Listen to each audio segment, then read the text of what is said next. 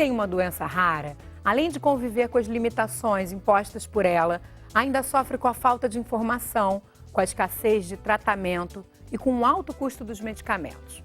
Essa é a realidade de aproximadamente 15 milhões de brasileiros.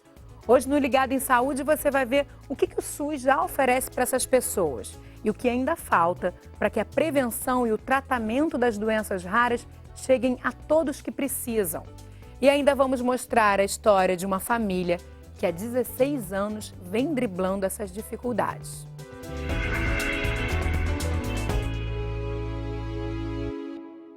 Eu sou o João Gabriel Lima Dayer, trabalho com genética médica e vim hoje ao programa Ligado em Saúde para conversar sobre doenças raras. Tudo bem, doutor João Gabriel, como vai?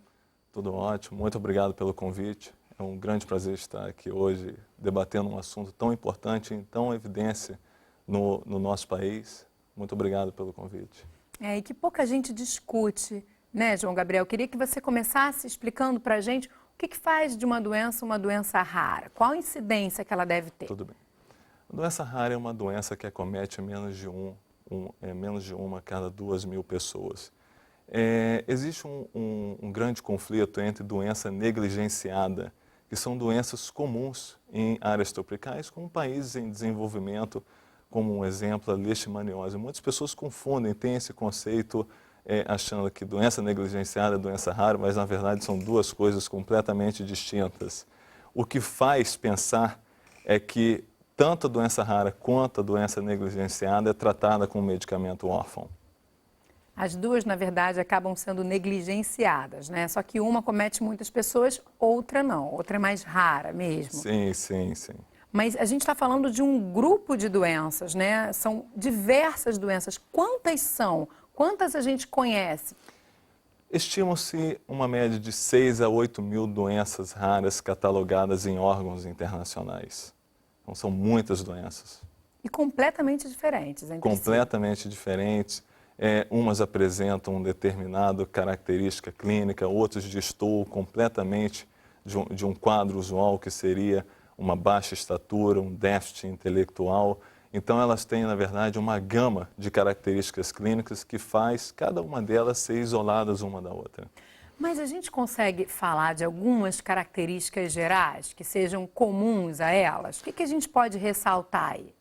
Sim, olha, nós temos uma característica muito comum das doenças raras, o déficit intelectual, juntamente com as alterações faciais, anomalias ósseas, como a displasia de ossos longos, e, às vezes, até doenças raras que têm uma característica física muito sutil, às vezes como um pequeno angioqueratoma, que seria uma manchinha vermelhinha, e, na verdade, tem um comprometimento sistêmico muito importante, que seria, às vezes, acompanhado de uma insuficiência renal crônica, que levaria esse paciente ao óbito. E elas são genéticas, de uma forma geral? A pessoa já nasce com aquela doença? 80% das doenças raras têm origem genética. Se eu tivesse que dividir o restante, seriam classificadas em doenças infecciosas, inflamatórias, mas 80% de origem genética. E 75% das doenças raras acometem as crianças na faixa etária de 1 a 5 anos de idade. Então, a gente está falando de doenças que muitas vezes não têm cura, né, na maioria das vezes, sim, e que essas pessoas e essas famílias necessariamente vão ter que aprender a lidar com elas para o resto da vida. Sim, e é o que ocorre diariamente. Geralmente a família chega para o médico, ela pesquisou, ela correu atrás, ela foi em websites de informação, descrever as características clínicas, até mesmo em alguns sites para chegar a um diagnóstico. Então, a família é muito envolvida quando tem um filho, um ente querido acometido por uma doença rara. É o sustentáculo desse paciente. E como são muitas, né? Você falou de 6 a 8 mil. Eu imagino que até essas informações para os médicos são informações complicadas de você ter sobre todas, né? Ou pelo menos sobre a maioria, porque não existem as mais comuns, né? Dentre as raras. Então, deve ser complicado até você encontrar nos profissionais as informações que você precisa. Sim, né? Isso é um grande problema. No Brasil, nós temos uma insuficiência de centros de referência que seriam destinados para o cuidado desses pacientes. São muito poucos, geralmente ligados a hospitais universitários, ligados a núcleos de pesquisa. Uma outra coisa também importante é a questão da falta de profissionais capacitados. Nós temos apenas 156 médicos geneticistas habilitados para realizar o atendimento aos pacientes com doenças raras. Isso é muito pouco. No Brasil? No Brasil. E, inclusive, a Organização Mundial da Saúde, ela preconiza uma incidência, na verdade, de médicos geneticistas de 1 para 100 mil habitantes. Então, no Brasil, nós temos uma defasagem de 2.000 profissionais. E é claro que isso vai refletir ali nesse dia a dia, sim, nessas no diagnóstico famílias. precoce, no diagnóstico tardio. A gente vai chegar lá, a gente vai falar um pouquinho mais sobre o que existe no SUS, o que ainda falta, né, para que haja aí esse atendimento integral que a gente tanto preconiza. Mas antes a gente vai conhecer a história do Matheus, João Gabriel. Sim. Vamos conhecer o Matheus, que tem 16 anos, ele tem uma doença rara e a gente vai conhecer a história dele e da família dele.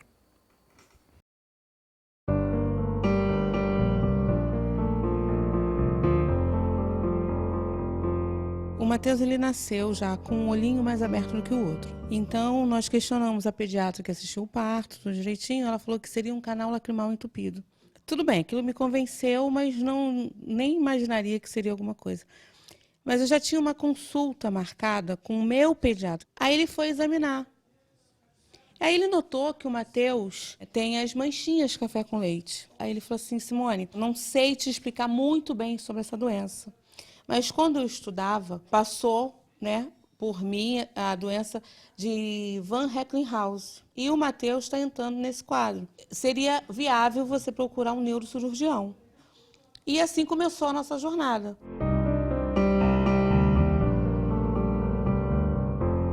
Quando você descobriu a doença, era bem pequenininho, mas você lembra assim, alguma coisa dessa época? Não lembro muito não, mas pelos que meus pais falam, quando descobriu, logo depois de descobrir, eu já fiz a cirurgia já. Nesses 16 anos, eu já fiz 7 cirurgias, ao longo de 14 anos. Nós fizemos 2 cirurgias na Unesp, em Botucatu, em São Paulo. Quer dizer, fomos muito bem atendidos. É uma organização, assim, fora do normal. E, assim, porque os exames a gente fazia até pelo plano de saúde, mas levamos já tudo pronto e tudo organizadinho. Mas já fomos com o diagnóstico pronto, entendeu? Foi só uma cirurgia plástica reparadora. A gente não quer ensinar o médico ou avisar ele que, olha, o Matheus tem neurofibromatose. Não é isso. A gente quer, ou outras pessoas que são portadores de doenças raras, querem que o médico chegue e já diagnostique rápido, né? Já identifique o que é. Da doença nunca me atrapalhou em nada, não. Eu falo às vezes pro meu pai que eu me sinto normal, porque eu jogo bola, saio com meus colegas, vou no shopping, durmo na casa dos meus colegas também. Tudo que uma pessoa normal, entre aspas, faria. Eu acho que isso é importante da pessoa que é portadora de doenças raras. Você não tem que esconder do mundo a realidade que você tem dentro de casa. Se você tem um preconceito e não consegue quebrar essa barreira dentro de casa, fica-se difícil lá fora na rua, porque o mundo é cruel. Ele é uma lição para mim, para ela, ele é uma lição de vida, porque às vezes ele fala para mim assim: pô, pai, deixa pra lá, tá olhando, eu já tô acostumado com isso. Eu não sei lidar, eu tenho vontade de falar: pô, o que você tá olhando? O Matheus tem uma vida normal e diferente de nenhuma, né? Tem as paquerinhas dele, o cara super romântico, né? Que eu fico vendo os Facebook dele, né? Sobre romântico. Então ele tem uma vida totalmente normal. Então, hoje a gente está criando uma nova associação que se chama ABDR, Associação Brasileira de Doenças Raras, que a gente vai fazer o trabalho de atendimento e de apoio, porque não adianta você fazer só atendimento familiar, você tem que fazer atendimento psicológico.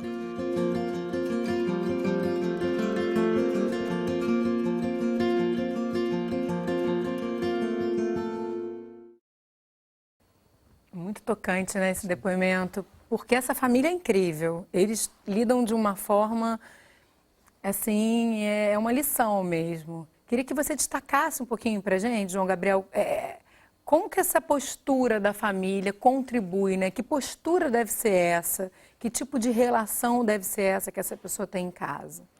A família, Marcela, ela exerce um papel fundamental, que na verdade seria a orientação, a proteção do filho, a preocupação com os cuidados, tanto médicos quanto sociais, quanto futuramente o mercado de trabalho. Ela é o eixo principal de um paciente com uma doença rara. Então, geralmente, as famílias existem aqueles tipos de famílias que realmente abraçam a causa. E na minha vida prática como médico, eu observo isso. Famílias que são muito dedicadas, o desenvolvimento de um paciente é extremamente espetacular. Já outras famílias que às vezes não dão muita importância, acham que de repente a doença não é tão grave, geralmente o paciente tem um declínio do seu estado de saúde, do seu estado emocional. Então a família é um eixo, é o principal eixo de um paciente com uma doença rara.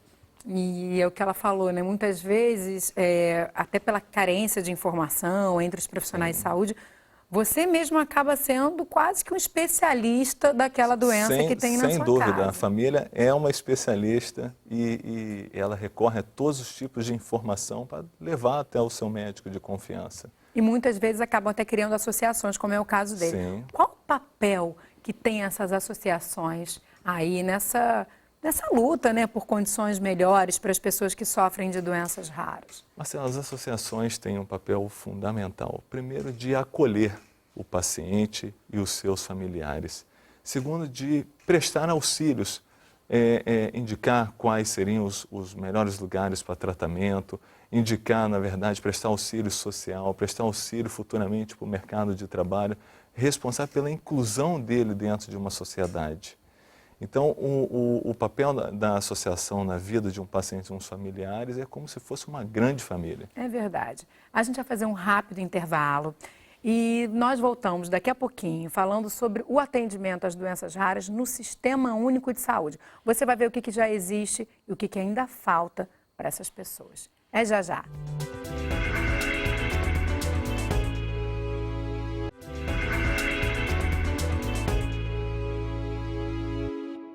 O Ligado em Saúde está de volta. Hoje estamos conversando sobre doenças raras. E o nosso convidado é o geneticista João Gabriel Lima Dayer, que é especialista em doenças raras. E agora vamos falar de tratamento. Quais são as principais dificuldades aí nesse campo? Na verdade, quando nós falamos de tratamento, nós não devemos somente pensar em tratamento medicamentoso. E sim, o tratamento começa com o acompanhamento clínico interdisciplinar, que são entre as especialidades médicas, o multidisciplinar, que seria com o apoio das terapias de reabilitação, como a fonoaudiologia, a fisioterapia, a terapia ocupacional. Passamos para o tratamento cirúrgico, muitas das vezes aliviando uma determinada deformidade de uma doença rara. E, por último, o tratamento medicamentoso, que são os medicamentos órfãos. São medicamentos produzidos por um número muito pequeno de pacientes ao redor do mundo.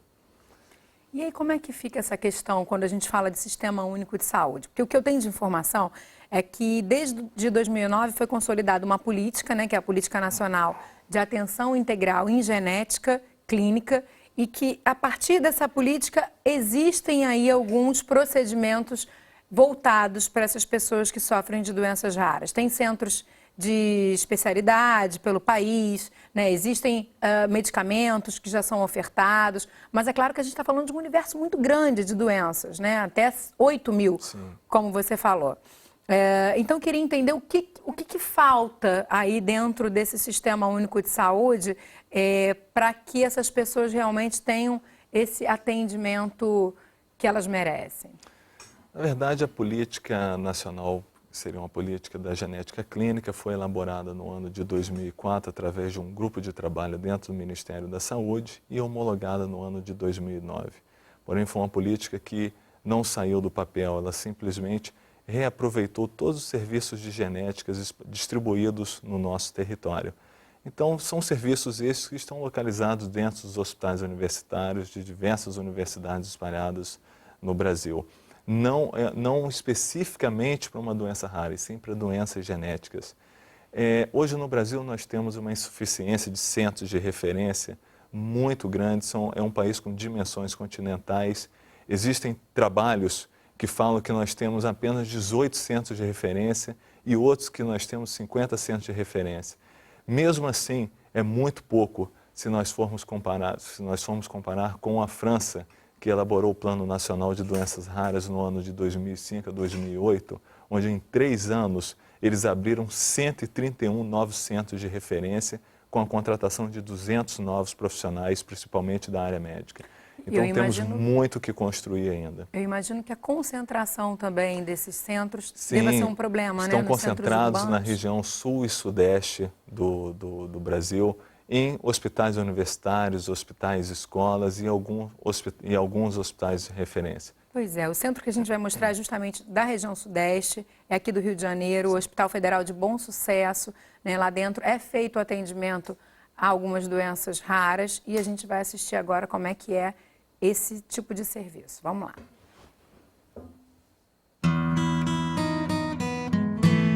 O que tem que ser colocado é que o Hospital de Bom Sucesso é um centro de referência. E uma das especialidades é a minha, que é a genética clínica. O paciente, então, chega para nós aqui na genética, oriundo de quaisquer clínicas aqui do hospital ou de fora, independentemente da idade. A questão das doenças raras é muito interessante, porque as doenças raras só o são porque ou elas têm uma incidência muito baixa, ou então até quando ela tem uma incidência um pouco mais alta, por ela não fazer parte do escopo de atividades normal de um outro médico, acaba sendo rara para ele. O tratamento para esse tipo de paciente recai muitas vezes em 2 pontos. O acompanhamento clínico, no sentido de antever-se às complicações que esses pacientes normalmente apresentam, e o tratamento de suporte, de apoio, que são feitos por outras especialidades, tipo fisioterapia, fonoaudiologia, psicologia, educação especial.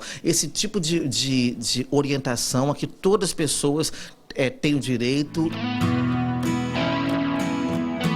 A Camille está comigo há quase 10 anos. Ela é uma paciente muito querida e ela tem uma condição genética chamada síndrome do teatro Kabuki.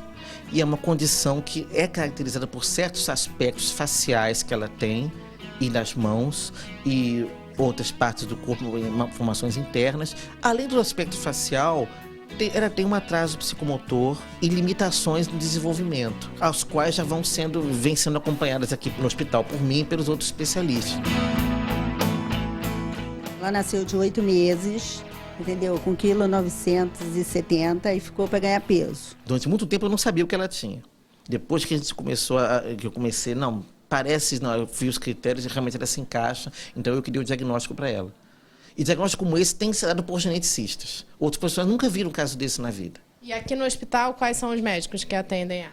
Agora é pediatra, genética e neuro. Ela teve alta, ficou fazendo fisioterapia, vindo todo mês, né, para as consultas. Aí ficou até 2 meses, quase 3 anos assim, fazendo fisioterapia. Depois fono, outras coisas, pedagoga que ela faz, psicóloga. Ela já está lendo, ela copia do quadro, escreve. Então melhorou bem. A gente vê que faz a diferença quando esse paciente, essa família encontra um lugar para ter esse acompanhamento, que é um acompanhamento também complexo, né? Exige uma equipe multidisciplinar, como você já havia citado. Agora, você trouxe algumas questões, críticas muito pertinentes a esse Sistema Único de Saúde no que diz respeito às doenças raras, mas talvez até sensível a isso. Recentemente foi feita uma consulta pública, não é isso? Para a criação de uma política nacional de atenção às pessoas com doenças raras. Queria que você explicasse para a gente, João Gabriel, em que pé que está isso, né? Isso está caminhando e o que isso traria de mudança, né? O que se tem planejado aí para essa política? A consulta pública de atenção aos pacientes com doenças raras foi elaborada em abril de 2012 através de pressões sociais dentro da Câmara dos Deputados em Brasília, onde se criou um grupo de trabalho voltados para a atenção aos pacientes com doenças raras. Essa política prevê a estruturação e a criação de novos serviços médicos, serviços multidisciplinares para o suporte aos pacientes com doenças raras. Quer dizer, aí a questão da demora do diagnóstico, que é uma realidade hoje, talvez possa ser resolvida ou amenizada com essa ampliação desse serviço. Mas em relação à prevenção, o que existe hoje e essa política, ela prevê de alguma forma algo nesse sentido, da prevenção? Sim, nós temos, com essa política, nós vamos inserir o aconselhamento genético. Explica pra gente o que é seria, isso. Na verdade, um processo pelo qual o médico orienta o paciente, os familiares que estão envolvidos com uma doença rara, da capacidade deles transmitirem isso para futuras gerações. E não somente isso, de fazer orientação em relação a tratamento, a acompanhamento e quaisquer agravos que podem surgir ao longo da vida do paciente com uma doença rara. É um processo, um aconselhamento genético. Nós temos uma previsão, mais ou menos, de final do ano, com que essa política seja já contemplada e já esperando a abertura dos serviços de referência, tanto do Serviço de Atenção Especializada como do Centro de Referência, distribuídos no nosso país. E, João Gabriel, assim, entrando mais, né, nesse dia a dia da família, né, nas angústias pelas quais elas passam e nas questões, às vezes, que devem ser resolvidas ali rapidamente. Como que você orienta os seus pacientes em relação a tratamentos experimentais? O que deve ser avaliado no momento de topar, de aceitar algum tipo de tratamento nesse sentido, ou de repente, viajar para fora do país em busca de alguma resposta diferente? A primeira coisa, Marcela, é se certificar que os estudos experimentais estão sendo chancelados pelos órgãos públicos brasileiros em relação à sua qualidade, como, por exemplo, juntamente com a Anvisa e juntamente com a Conitec, que são os órgãos responsáveis por autenticar esses estudos experimentais. Segundo lugar, eu sempre oriento em relação às instituições que estão oferecendo esses tipos de estudos. Geralmente são estudos multicêntricos, ou seja, ocorrem no Brasil e ocorrem em várias partes do mundo, todos, obviamente, chancelados com leis internacionais e já oferecendo uma certa segurança em relação ao medicamento para o paciente. Então, são diversas preocupações, são das mais variadas possíveis, mas é sempre bom certificar se é realmente chancelado por um órgão público brasileiro e se tem pesquisadores de nome e de credibilidade realizando esse tipo de estudo. Há uma diferença muito grande do que é feito no Brasil e o que é feito fora do Brasil? Sim, com certeza. Nós temos, eu vou entrar em um pouco de detalhe, os estudos multicêntricos, os estudos clínicos, nós temos uma aprovação em alguns países da União Europeia e dos Estados Unidos em 3 meses para ser feito, para ser elaborado e para ser administrado ao paciente. No Brasil, nós temos uma demora de 14 meses, que muitas das vezes inviabiliza totalmente o estudo clínico e a transferência de tecnologia para o nosso país. Além, é claro, que a nossa estrutura ainda está muito defasada.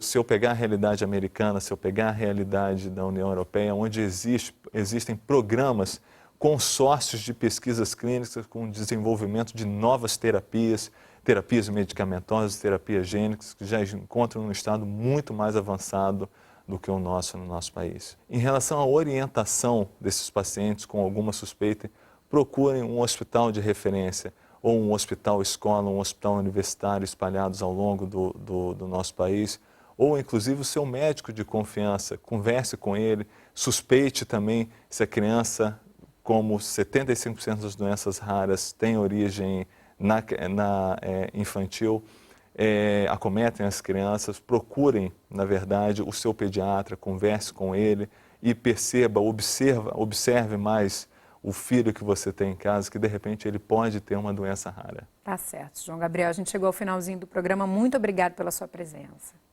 Muito obrigado pelo convite, continuo à disposição e gostaria de dizer que cuidar de um paciente com uma doença rara requer muito mais do que conhecimento médico, mas requer amor, requer carinho, não somente com o paciente, mas com todos os seus familiares. Você ajudar a diagnosticar precocemente, a tratar esse paciente é algo muito gratificante para o médico. E para eles deve fazer uma grande diferença também. Muito obrigada. E hoje a gente falou sobre doenças raras. Você quer sugerir o próximo tema? Escreve pra gente. Aproveita e conta o que você acha do nosso programa. O contato já está aí na sua tela e a sua participação é muito importante. A gente se encontra no próximo Ligado em Saúde. Até lá!